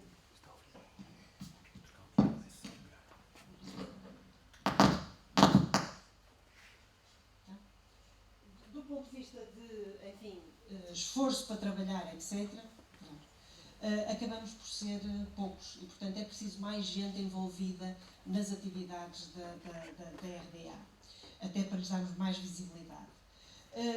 Como oportunidades, vê-se, enfim, já foram referidas aqui várias, não é? Temos os mandatos, temos as necessidades que as pessoas têm nos projetos de submeter os planos de gestão de dados, de depositar dados em repositórios, etc. Vai haver mais financiamento europeu nesta área, mas é preciso alinhar os incentivos, saber, há pouco o nosso keynote falou da questão de as pessoas trabalharem por incentivos, não é? E não apenas porque são obrigadas a fazer aquele plano que atiram para lá para o projeto. E, portanto, temos, enfim, algumas dificuldades pelo caminho. Para dar uma ideia do que é que ficou planeado para este nó, nós tínhamos, enfim, uma série de atividades promovidas pelo nó, que envolvem organização de eventos, participação em eventos, portanto isto conta aqui como uma participação num evento nacional em que as pessoas ficam a saber melhor, um pouco mais sobre o que se está a fazer no nó português.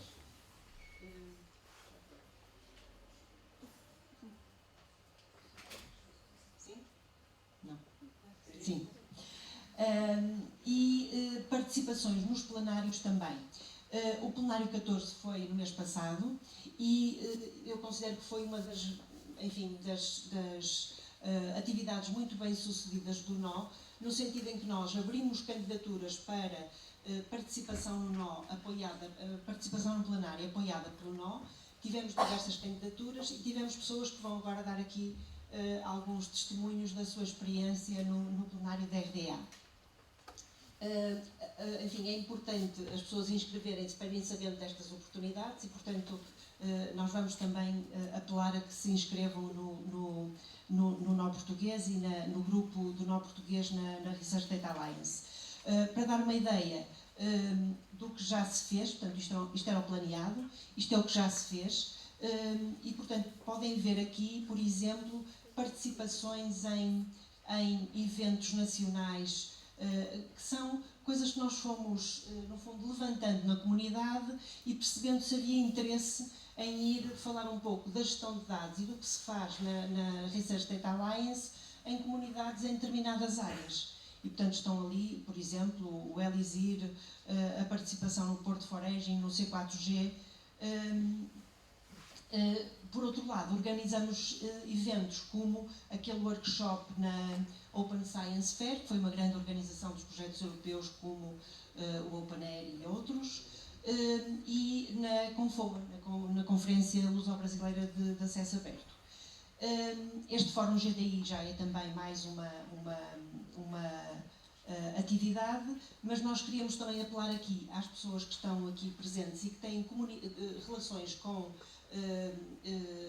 digamos, grupos de investigação que estão a organizar eventos até maio de 2020, que vejam do interesse em haver uma pequena participação do nó português da RDA nesses eventos. Portanto, há disponibilidade para isso e uma daquelas 8 pessoas que estão diretamente envolvidas no nó podem participar e divulgar aquilo que são as chamadas recomendações e outputs da RDA.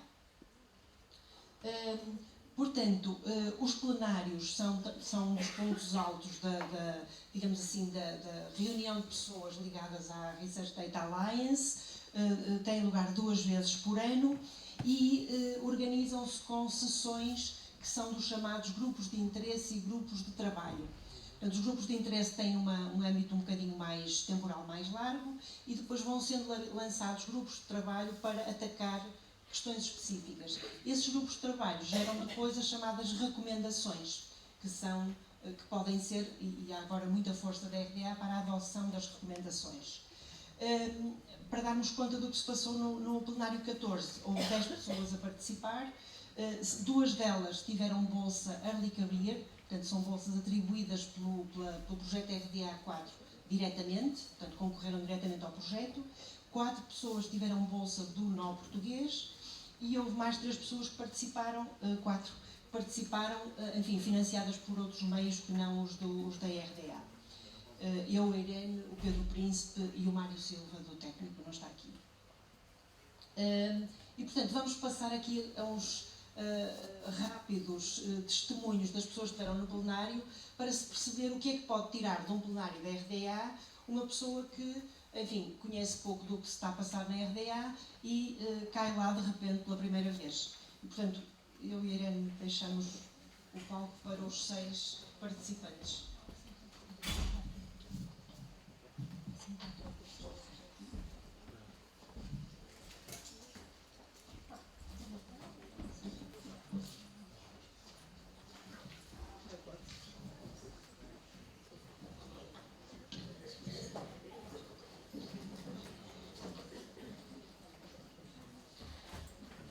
Bom dia novamente. Meu nome é Yulia. Sim, nós concorremos às bolsas de RDA plenário 14 e conseguimos. Entretanto, este evento foi bastante útil para mim porque, lá está, como eu estou a trabalhar sempre com investigadores e estou sempre a buscar ideias e informação no RDA, no portal. Queria também partilhar as minhas ideias, o nosso trabalho também que nós estamos a desenvolver e conhecer profissionais desta área pessoalmente. Então, com este evento, com esta bolsa, consegui atingir todos objetivos que eu tinha. Pronto. Entretanto, também apresentei neste plenário, apresentei um póster do trabalho desta metodologia que eu hoje de manhã apresentei e tinha algumas críticas positivas também e ideias para continuar com o desenvolvimento deste trabalho. Pronto. A seguir nós temos aqui o João. Olá, outra vez, boa tarde. Eu já tinha participado num outro plenário da RDA anteriormente. Se calhar tenho que me apresentar. Eu estou a fazer uma tese de doutoramento que está relacionada com os chamados Machine Actionable Data Management Plans, ou seja, os planos de gestão de dados acionáveis por máquina. A ideia da minha tese é provar que uma representação através de tecnologia semântica pode acrescentar valor que uma representação simplesmente através de uma outra qualquer representação machine actionable não traz. E nesse contexto eu tenho colaborado com um dos grupos de trabalho da RDA, que é o DMP Common Standards, em que esse grupo que terminou agora, eles vão fazer uma recomendação de um modelo de partilha de DMPs, ou seja, aquilo eles chamam-lhe um Metadata Application Standard, que é um termo muito complexo para o modelo, que na prática é um conjunto de termos universais mínimos para descrever um DMP. E o meu trabalho no contexto desse working group foi criar uma representação, ao qual eu chamei a DCS Ontology, que é uma ontologia que representa esse mesmo modelo, e daí ter uma representação semântica. Trabalho em particular no plenário. Eu também apresentei um póster que relatava o evento de treino que nós desenvolvemos no contexto do BioData-PT, e também fui apresentar na sessão do DMP Common Standards essa ontologia e um pouco o que a acompanha. Acho que posso passar. Quem é que eu passo? Ângela Lombo. Bom dia ou boa tarde.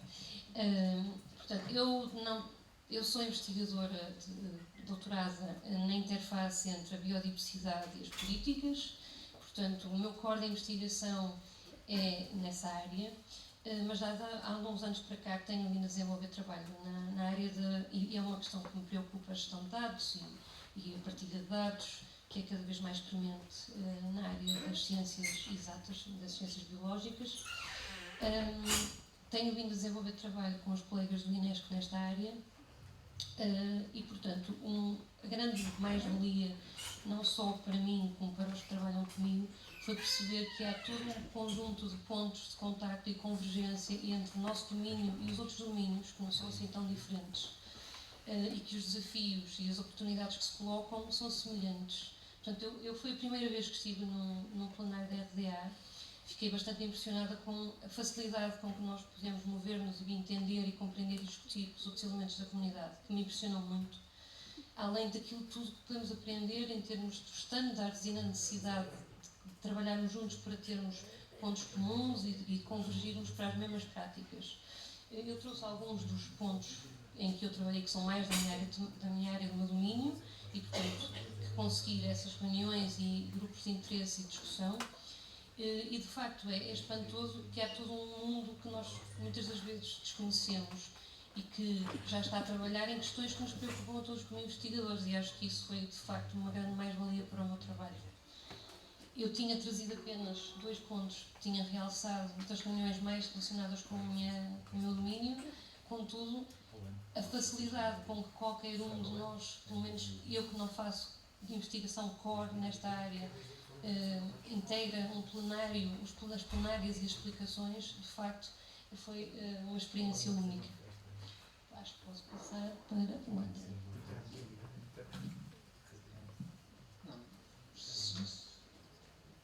Ora, boa tarde. O meu nome é André Pacheco, sou um aluno do terceiro ano de doutoramento na Universidade de Coimbra. Enquanto não fazer uma tese em Ciência da Informação, mais especificamente a minha área está na arquivística, e a tese está relacionada com a autenticidade de metadados. A nossa ideia para a minha tese é comparar um conjunto de normas da descrição arquivista para perceber quais são os metadados que elas usam para estabelecer a presunção de autenticidade. Depois, com base nesta visão global das normas, tentar chegar a um conjunto de metadados essenciais, fundamentais, que devem ser considerados indispensáveis para descrever documentos de arquivo autênticos. Ora, estando a minha tese relacionada com metadados, esquemas, normas, gestão de informação, há uma afinidade natural muito grande com as linhas de investigação da RDA. Por isso há uma pluralidade de grupos dos quais me interessava, mas gostaria de destacar o grupo de certificação de repositórios digitais, porque enquanto que a maioria das discussões se centrava em como fazer a curadoria dos dados, como torná-los fera, etc., este foi o único grupo que levantou a questão da confiabilidade dos repositórios. também curiosamente foi uma questão levantada pelo nosso keynote, que foi, por muita curadoria que seja feita, por muito investimento que seja feito nos non-touch fair, é preciso plantar-lhes uma casa, e é esta casa que lhe vai dar a visão de médio e longo prazo. Por isso considero que foi um grupo muito interessante, mas havia outros grupos extremamente interessantes também, relacionados com o semântica, nos aspectos técnicos em que eu não quero entrar. Considero mais importante destacar porque é que é importante participar nestes grupos. Como diz a velha máxima, se nós somos a pessoa mais inteligente numa sala, nós estamos na sala errada. E eu decididamente, na realidade, estava na sala errada. Estava na sala certa, porque eu era decididamente a pessoa mais inteligente da sala. Mas isto é muito bom, porque isto incutiu uma sensação de medo. E o que é que eu refiro medo? Estes dias estava a ouvir falar uma neurocientista reconhecida, penso eu, chamada Frederic Fabricius. Ele dizia que, do ponto de vista neurológico, para nós estarmos no pico do nosso desempenho cognitivo, deve haver 3 Fs que devem estar presentes. O primeiro é fear, o segundo é fun e o terceiro é focus. Não vou falar de fun nem de focus, vou falar de fear. Ela dizia que nós sentimos medo, era fundamental para que o nosso cérebro ficasse alerta, e que nós sentimos, que se traduz em ter um trabalho que está ligeiramente acima das nossas possibilidades e estimula-nos, e tira-nos da nossa zona de conforto. E para mim, participar na RDA foi decididamente sair da minha zona de conforto. Porque eu creio que este evento é tão propício a isso porque é um evento extremamente diversificado. Diversificado do ponto de vista geográfico, há pessoas de todos os países, por isso também diversificado do ponto de vista cultural e do ponto de vista científico, há muita gente de várias áreas. Na minha opinião, esta diversidade traduz-se depois na natureza do discurso e das discussões. As ideias são muito plurais, há muitos pontos de vista. Isto é muito rico e é fantástico.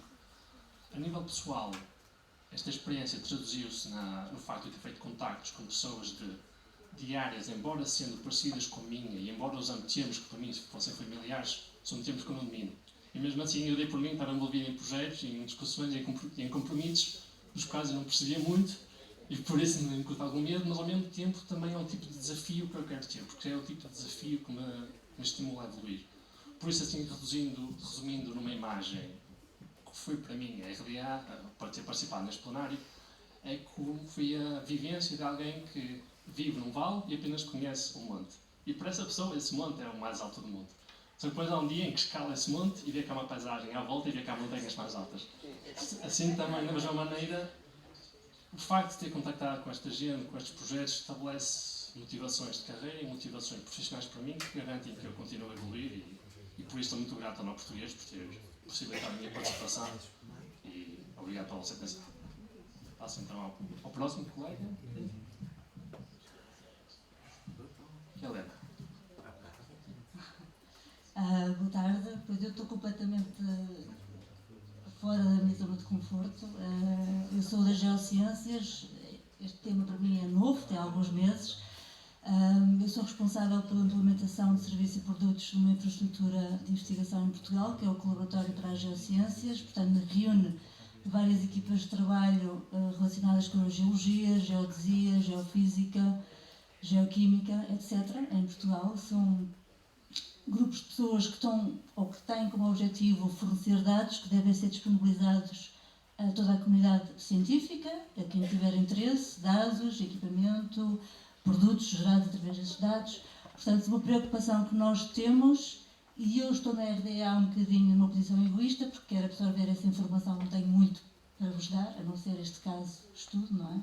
Mas, portanto, preciso da RDA para me ajudar a desenvolver Data Management Plans, porque são grupos que têm muitos dados de vários formatos. Algumas coisas nós vamos simplesmente fazer um link para sítios onde esses dados já são disponibilizados, mas esperamos que no futuro hajam mais dados a ser disponibilizados e que a gente tenha para cada grupo de trabalho um Data Management Plan.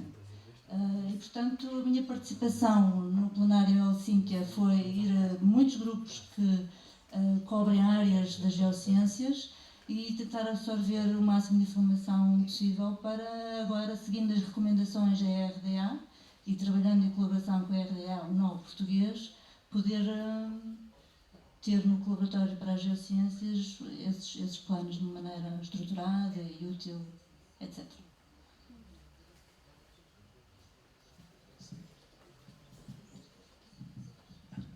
Sendo a última, vou tentar ser rápida. O meu nome é Susana Barbosa, sou investigadora no Inestec e trabalho em clima, monitorização atmosférica, oceanográfica, interação espaço-terra. Portanto, não giro dados, sou investigadora, recolho dados e analiso dados. O que eu gostei mais de participar, portanto, eu apresentei na reunião RDA um póster sobre o projeto CEL, que vou falar mais logo no Flash Talk, e foi importante porque isto é um projeto que está a começar, que vai recolher muitos dados, e portanto foi importante obter feedback de diversas pessoas sobre como se podem gerir esses dados. Depois, como investigadora, eu fiquei surpreendida pela relevância que estes temas de gestão de dados, que são um bocadinho afastados, digamos, do meu interesse principal, mas a relevância que têm para o processo de investigação em si. E digamos, a parte que me interessa mais, o que me chamou mais a atenção, por um lado, foi a preservação de código. Portanto, eu sou uma pessoa que produz o código e tenho que confessar que, se calhar, se quiser reproduzir o código de há 10 anos, eu considero-me relativamente cuidadosa, terei dificuldades. Portanto, como tornar o código reprodutível é fundamental e, portanto, gostei muito de assistir a um grupo em que se discutiu não só preservação de dados, mas como preservar código.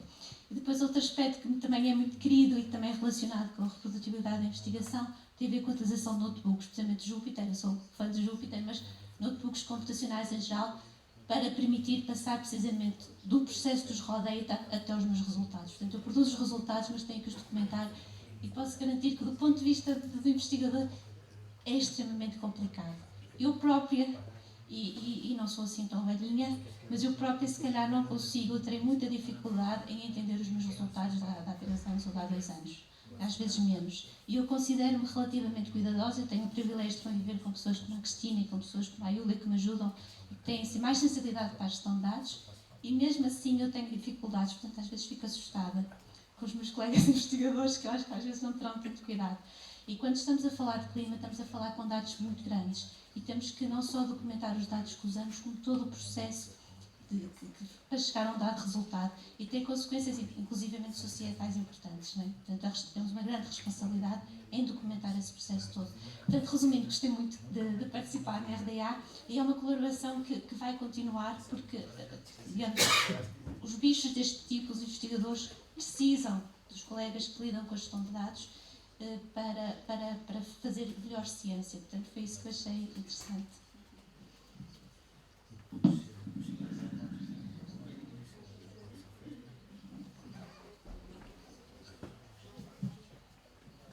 Eu acho que estão tão bem ali que podíamos deixá-los ficar, não é? Deixem-se estar, eu acho que estes testemunhos mostraram realmente que nós, neste plenário, fizemos um bom trabalho. O Nó Português fez um bom trabalho porque levou não apenas os convertidos, não é? Mas levou muita gente que foi buscar imensas ideias para como trabalhar nas suas áreas. E, portanto, acho que, por um lado, temos imensa sorte, não é? Porque as pessoas que se candidataram tinham uma motivação muito boa, como vocês viram aqui. Nós investimos muito neste plenário porque era na Europa, o próximo é na Austrália, portanto, o Nó Português não terá músculo para levar 4 pessoas à Austrália, mas, de qualquer maneira, será aberto também uma candidatura para isto. Para isso é preciso estarem inscritos no Nó Português da RDA. E esse é um dos nossos... enfim, é uma das nossas medidas de sucesso dentro do país. Nós verificamos também que há muitas pessoas inscritas na RDA que não assinaram o grupo português, e, portanto, pedimos para que façam join no grupo português para, no fundo, os números reais de motivação aparecerem.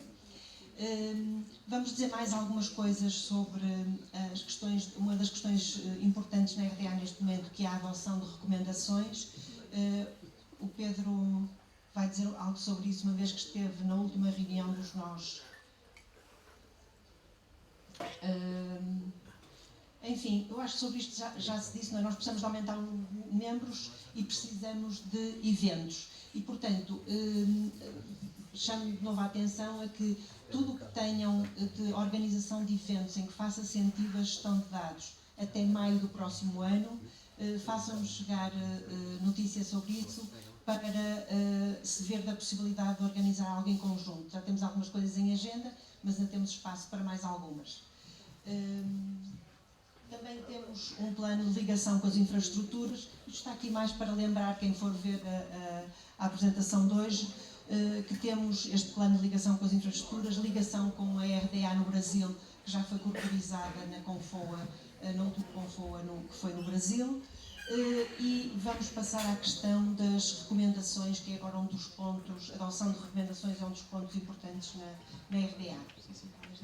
Sim, eu falo daqui, fica. Portanto, da participação na reunião geral da RDA Europa, destacaram-se duas importantes coisas. Uma delas foi das recomendações, que eu vou falar de seguida. A outra foi também a necessidade de nós procurarmos participar de algum modo, de interagir com outros países, e de algum modo isso está a ser feito, mas há alguns nós, europeus, com quem nós podemos ter mais sinergias, e é importante pensar em fazer alguma coisa conjunta, mas não saiu assim nada prático. O que é importante aqui, porque foi uma coisa comum a todos os nós, é que há uma responsabilidade dos nós em disseminar os outputs principais da RDA, e portanto era um trabalho que nós queríamos sistematizar aqui em Portugal, que eu iria propor. Basicamente existem 20 e poucas recomendações. Os outputs são resultados dos grupos de trabalho. Os grupos de trabalho são aprovados mediante uma missão muito concreta de desenvolver um trabalho específico no tempo. Não são grupos de trabalho que são aprovados e ficam sine die. Portanto, quando eles esgotam a sua missão, eles terminam e constroem-se noutros. E destes grupos de trabalho já resultaram 12, 13 recomendações que já estão aprovadas pelo board. Existem outras 9, 10 que estão em fase de aprovação, mas estão na prática a ser utilizadas e disseminadas pela comunidade. Portanto, as recomendações visam resolver problemas comuns, problemas relacionados com a certificação de repositórios, com metadados para os planos de gestão de dados, com questões relacionadas com identificadores persistentes, etc. Várias questões práticas, algumas também ligeiramente às vezes filosóficas, pelo menos uma questão, eu lembro de uma que há relacionada com a legal interoperability, mas basicamente quase sempre coisas bastante práticas. E portanto, o que nós queríamos propor é um exercício que será feito pelo board português, mas gostávamos de desafiar todos a irem à página da RDA, a Research Data Alliance. Estão em grande destaque as recomendações e os outputs. O que nos queremos propor fazer é o que está aqui nesta tabela a meio, é analisar a recomendação. Normalmente aquilo tem um target group da recomendação, e qual é que é o impacto dessa recomendação, e depois nós procurarmos ver estas 3 colunas em Portugal, que é se nós vemos alguma adoção a ser feita por alguma comunidade, por alguma instituição. Portanto, nós vamos fazer essa análise de nós para a comunidade, mas era interessante que nós lançamos aqui o desafio, que isso ficasse na vossa agenda para os próximos 2, 3 meses, nos fazerem chegar, se analisando as 20 recomendações, 21, se vocês veem algum potencial de adoção em alguma realidade vossa, em alguma política, em algum termo de uso, em algum repositório, em alguma ferramenta. Depois nós temos esse use case definido e quais são as ações para implementar, se há uma timeline, quando é que se prevê. Pronto, queríamos sistematizar isto. Foi uma ideia nossa, do nó português, que acabou por ser apresentada à RDA Europa e que foi acolhida, e portanto esta tabela que nós preparamos está a ser usada pelos outros nós europeus para fazer o mesmo exercício. Pronto. Há vários tipos de recomendações, só queria destacar, aproveitar aqui 2 minutinhos para destacar. Está aqui uma que já foi mencionada hoje várias vezes, que é uma que já está em produção, um exercício que é um processo de auditoria e certificação de repositórios para terem um selo de confiabilidade. A RDA foi muito importante aqui, o grupo de trabalho da RDA que desenvolveu isto, porque já havia 2 selos, já existiam 2 selos de confiabilidade para repositórios, e houve um momento em que se resolveu, vamos nos juntar debaixo do chapéu RDA, vamos nos organizar, vamos pôr aqui os critérios e vamos fazer um selo forte, e portanto resultou precisamente desta recomendação, que está a ser bastante aplicada. Existem outras, como relativamente aos identificadores persistentes, para registro. Existe uma que está em fase de avaliação, mas que é bastante disseminada pela comunidade, que é o diretório de normas e estándares de metadados, uma coisa muito, muito importante. existem mais 600 esquemas ou profiles ou use cases de metadados que estão registados. Há sempre a ideia que aquela área específica vai inventar a roda porque não há nenhum esquema de metadados para ela, mas existem registados neste esquema, neste diretório. Portanto, para haver espaço para mais, mas este é um trabalho muito interessante. Existe, por exemplo, aqui um que eu também destaquei, que é uma coisa muito, muito prática, que pode ser uma ajuda, também está nessa fase de endorsement, que é, na prática, um programa para fazer uma Summer School de Data Science. Isto foi testado pela CUDATA, um organismo internacional, fez algumas Summer Schools e, na prática, depois juntaram-se com outro player e ofereceram um programa. Portanto, quem quiser organizar uma Summer School, 5 dias, focada em Data Science, tem aqui um programa modelo. Só para apresentar aqui alguns exemplos variados do tipo de recomendações que estamos a falar. Há coisas que tecnicamente são mais distantes, há recomendações que não são, que têm que ser aplicadas por exemplo, por sistemas gerais ou serviços nacionais, mas há coisas que são muito próximas de nós, da nossa área, dos nossos procedimentos que podem ser implementadas. Para terminar, o próprio site, que é uma coisa que a RDA quer muito, porque a RDA tem sempre um foco muito prático, não é? É que ele também tem uma área em que há as adoções, portanto, exemplos de adoções já de recomendações, e vocês podem, se não compreenderem bem a partir da informação que está disponível o que é que aquela recomendação quer dizer, vão tentar ali procurar onde é que ela está a ser implementada para perceberem se pode ser recomendado para vocês ou não. A Cristina queria destacar alguma coisa com esta tabela, não? Sim. Nós não alinhamos. Ok. Perfeito. Pronto. Sim, força.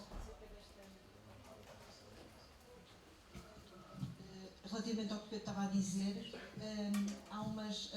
o RDA tem organizado umas pequenas fichas chamadas Adoption Stories. Está ali um exemplo, uma Adoption Story na agricultura. Era aquela... estava lá, aqui mesmo. Por exemplo, em que aquela ANRA, que é um instituto francês, adotou uma série de recomendações RDA relacionadas com a agricultura. A agricultura é um tema forte porque há muitas normas relacionadas com as questões de interoperabilidade de standards para a agricultura, etc. E, portanto, exploração dos dados de food é uma coisa crítica para o desenvolvimento sustentável do mundo. Tem muito impacto no desenvolvimento sustentável, está sempre na berra, exatamente. Sou. É só dizer mais alguma... outra questão importante relacionada com que o nó tem que tratar é a questão de sustentabilidade e, portanto, há a nível da RDA global uns estudos para ver como é que as regiões vão contribuir para manter a RDA fora deste esquema de projetos, não é? Sempre esta questão de como passar de projeto a uma atividade que se mantém ao longo do tempo, e uma das obrigações dos nós é justamente fazer esta ligação com as agências de financiamento locais para ver como manter a atividade. Enfim, não tem de ser do nó, não é? Mas uma atividade ligada à Research Data Alliance para, no fundo, aproveitar de todo esse esforço que se faz internacionalmente. Portanto, para, terminar aqui, de novo a questão de, no fundo, há participação individual e participação institucional. A participação institucional tem uma contribuição para a RDA, a participação individual é livre. E, portanto, nós gostaríamos de ter muita gente em Portugal a acompanhar o que se passa na RDA e, portanto, gostaríamos que se inscrevessem. O Pedro está ali a pôr diretamente o site da RDA e eu pedi à Júlia ali e à Joana, que está alguns na sala, está ali, para ajudarem alguém que não saiba onde é que é o registro e para ajudar a registar. Quem estiver registado na RDA e não esteja no nó português, por favor, assine o nó português para receber as comunicações relativas a estas aberturas de bolsas, por exemplo, as atividades que se estão a fazer em Portugal e para, enfim, comunicar em geral tópicos de interesse para serem tratados pelo nó. O nó só dura até maio de 2020, este projeto com a RDA 4, e, portanto, as tais atividades que nós estávamos a pedir deveriam ser até maio de 2020. A partir daí está ainda aberto como é que continuam estas atividades, mas com certeza vão continuar. Se não for no âmbito de um projeto dedicado, continuarão no âmbito dos projetos existentes a nível nacional nesta área. Sim, só aqui destacar uma coisa, Cristina, que é aquele erro que às vezes acontece. Portanto, as pessoas não basta, para acederem ao grupo português, têm que se registrar primeiro no portal da RDA e depois fazerem join no grupo de Portugal. Eles podem fazer join em vários grupos. Certo, e têm que estar logados para Sim, tem que Portanto, estar. é preciso fazer login primeiro para depois fazer join no grupo. Aqui o Pedro já está na página do grupo português. Também podem contactar... O grupo continuará a existir dentro do site da RDA, podem não existir financiamento para estas atividades que temos agora, de participação nos plenários ou de organização de eventos. Destaca várias atividades. Exatamente, e todas estas pessoas que participaram com todo este entusiasmo na RDA fizeram um pequeno relato ali no site, portanto podem ver em mais pormenor os relatos de toda a gente. Também estão fazendo ali anúncios e, enfim, divulgação das atividades que estão em curso. Se houver alguma questão relacionada com isto, falem connosco. Enfim, estão aqui várias pessoas com obrigação de trabalhar no nó, não é? Eu, a Irene, o Eloy, somos dos 8 culpados principais. O Pedro também, suponho que está a Helena Cameron também está, do Politécnico de Porto Alegre, e creio que do board são essas pessoas que estão. Muito obrigada por nos terem aturado aqui este bocadinho e continuem. Sim, exatamente, está na altura de concorrer a isso. Portanto, já estão abertas, a RDA já está a abrir candidaturas para participação no próximo plenário, que é em Melbourne, e, portanto, há aqueles programas de Early Career, como beneficiar a Júlia e o João Cardoso, e há também o programa de Experts. Nós até agora temos tido bastante sorte com as bolsas Early Career, em todos os plenários que tem havido gente a conseguir bolsas Early Career. Expert ainda não tivemos nenhuma, portanto gostaríamos que houvesse algumas pessoas com, enfim, perfil de expert nas suas áreas a concorrer a estas bolsas. Também abriremos bolsa para dentro do nó. Aquelas adoption grants neste momento acho que já não estão abertas, o projeto já está muito adiantado. Há os embaixadores da RDA, vamos ter hoje de tarde um embaixador da RDA a fazer aqui uma keynote, o René Banori, que está ali. Portanto, podem ouvi-lo hoje à tarde, ele é o embaixador da RDA. Há muitas oportunidades para envolver pessoas da RDA em eventos promovidos nas disciplinas. Ainda há pouco tempo a Júlia participou como uma investigadora das ciências sociais num evento no âmbito de um projeto COST, em que contactamos a RDA e houve uma pessoa da RDA que foi participar nesse evento também. E, portanto, isso está previsto nas atividades da RDA e faz-se sem custos para nós. E, portanto, é bastante interessante. Portanto, há muitas oportunidades e podem perguntar-nos também sobre oportunidades na altura em que vos convier. E parece-me que, se houver perguntas, façam favor. Estamos na altura. Podemos reservar um minuto ou dois para perguntas, mas... Senão também temos o almoço. Estamos sempre juntinhos, assim, apertadinhos, portanto, vamos fazer muito networking. Pronto, terminamos.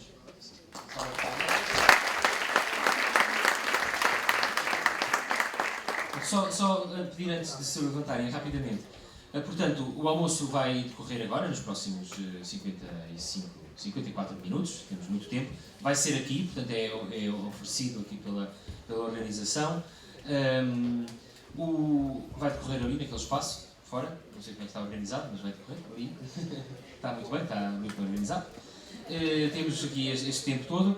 À tarde, nós vamos ter 2 workshops. Há aqui o workshop principal que vai decorrer aqui nesta sala, que é muito importante, que resulta dos resultados de um projeto importante que foi coordenado pelo Inesptec aqui ao longo dos últimos 3 anos, julgo eu, na área dos workflows para a gestão de dados de investigação, e vão apresentar os resultados. Tem um convidado, podemos dizer que temos um segundo keynote, que é o keynote deste workshop, mas é um segundo keynote é um privilégio termos um segundo keynote no fórum.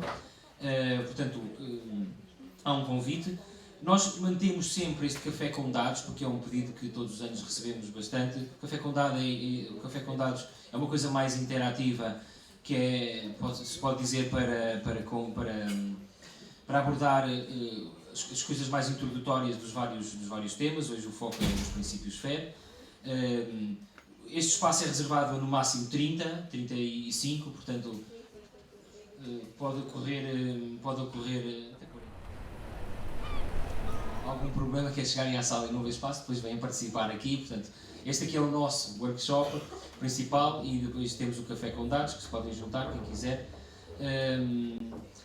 E pronto, a Cristina quer fazer algum convite particular para o Taylor?